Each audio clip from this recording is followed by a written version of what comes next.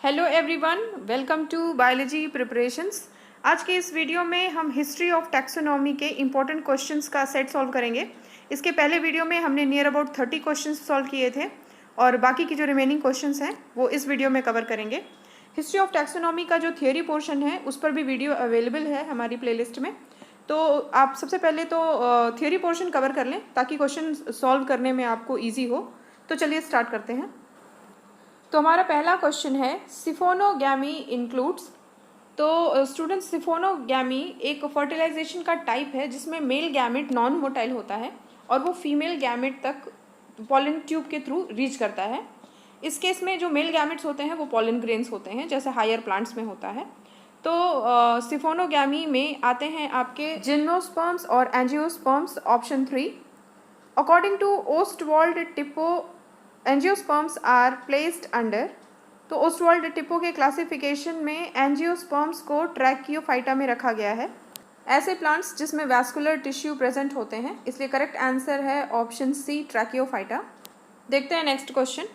Systema Naturae book was written by. तो Systema Naturae Linnaeus की बुक है जिसमें इन्होंने साइंटिफिक नेम्स ऑफ एनिमल्स दिया था। According to Eichler, cryptogamia includes. तो इक्लर के क्लासिफिकेशन में क्रिप्टोगैमिया ऐसे प्लांट्स थे जिसमें फ्लावर्स नहीं होते थे। उसको इन्होंने 3 डिविजन्स में बांटा था, थैलोफाइटा, ब्रायोफाइटा और फिर pteridophyta.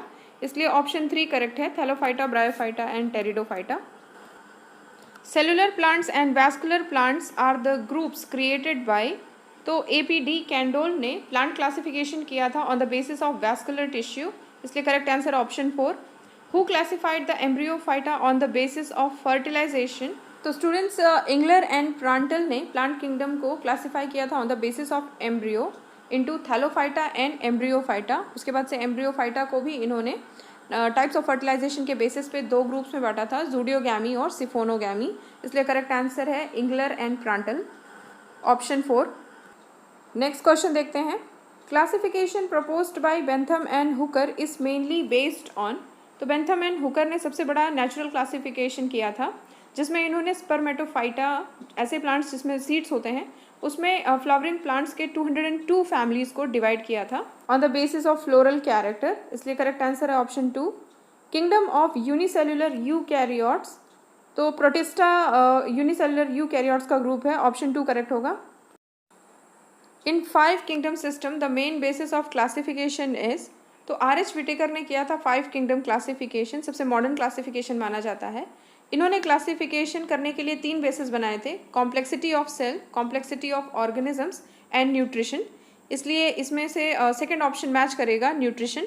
Structure of nucleus, structure of cell wall and asexual reproduction के बेस पे इन्होंने डिवीजन नहीं किया था।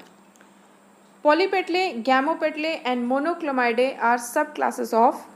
तो स्टूडेंट्स, पॉलीपेटले, गैमोपेटले और मोनोक्लोमाइडे ये तीनों सब क्लासेस हैं डाइकोटिलिडने का, जिसका क्लासिफिकेशन इंगलर एंड प्रांटल ने किया था। इसलिए करेक्ट आंसर है इसका डाइकोटिलिडने, ऑप्शन 1। देखते हैं next question. In which book Linnaeus proposed the principles of nomenclature. तो इसका करेक्ट आंसर है फिलोसफिया बोटानिका। इसमें लिनियस ने प्रिंसिपल्स ऑफ नॉमेनक्लेचर दिया है, ऑप्शन 4 करेक्ट होगा। Phylogenetic relationship of plants can be established by, option 2 animal serum. इस concept को दिया था कार्ल मेंज ने।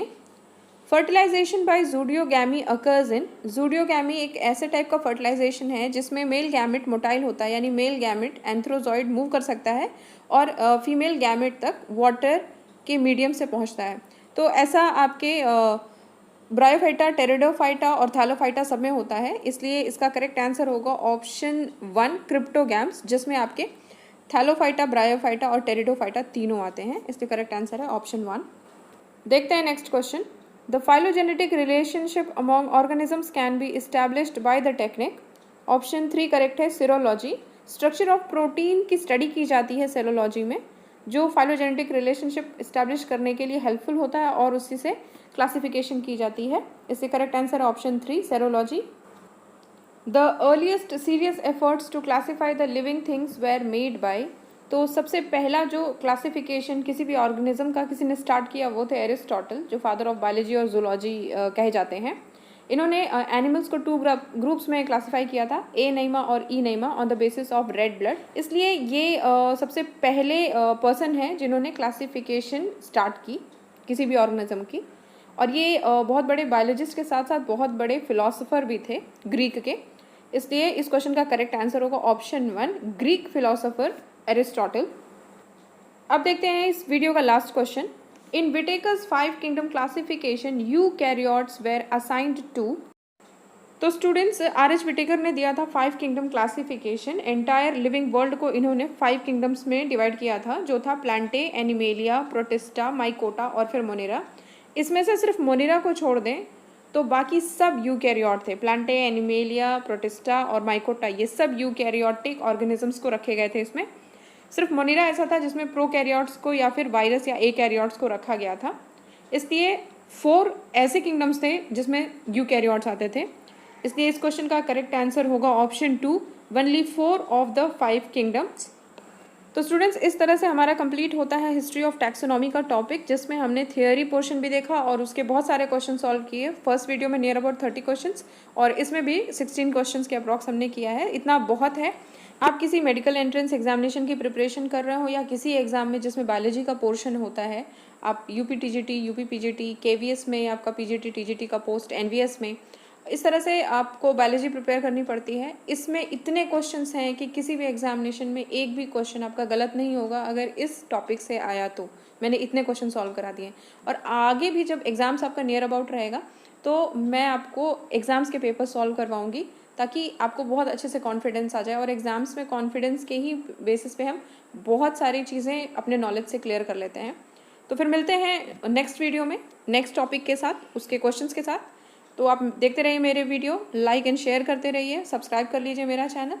Till then take care and good bye.